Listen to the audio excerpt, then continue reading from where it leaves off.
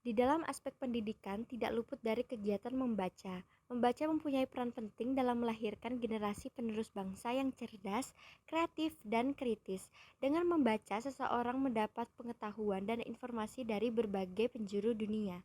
Namun, minat baca di Indonesia sangat memprihatinkan. Pasalnya, UNESCO menyebutkan Indonesia menjadi urutan kedua dari bawah soal literasi dunia. Artinya, minat baca yang sangat rendah. Menurut data UNESCO, hanya 0,001%, artinya dari 1.000 orang Indonesia, hanya satu orang yang rajin membaca. Kami membuat kuesioner yang berkaitan dengan membaca untuk sampling data. Dari beberapa pertanyaan, ada 2 pertanyaan yang menurut kami sebagai masalah besar. Dari kuesioner tersebut, teks ditambah audio dan gambar lebih diminati. Kemudian, mengisi soal tentang materi yang dibaca sangat dibutuhkan. Ada beberapa masalah yang ada ketika kita membaca, di antaranya, jika kita melihat hanya teks dan benar-benar hanya teks dalam waktu yang sangat lama, akan membuat kita menjadi bosan dan tidak melanjutkan membaca.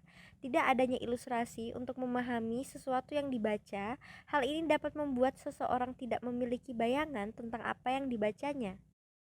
Dengan aplikasi ini, kita dapat mengubah e-book menjadi audio, gambar, teks, dan bahkan pertanyaan-pertanyaan terkait materi tersebut yang sudah secara otomatis terbuat.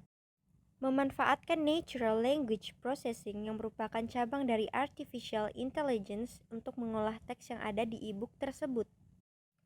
Salah satu fitur yang ada di aplikasi ini adalah melakukan konversi PDF menjadi audio, teks, dan gambar yang menarik dan interaktif.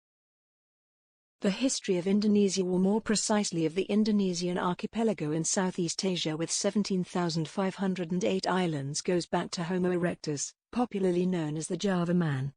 There have been found fossilized remains of about 1 million years ago. Selanjutnya, kita dapat mengerjakan pertanyaan-pertanyaan yang terkait materi yang secara otomatis terbuat. Untuk saat ini, fitur tersebut masih mendukung bahasa Inggris saja. Ketika selesai mengerjakan, kita dapat melihat hasil, nilai, dan dapat melihat review pertanyaan kembali.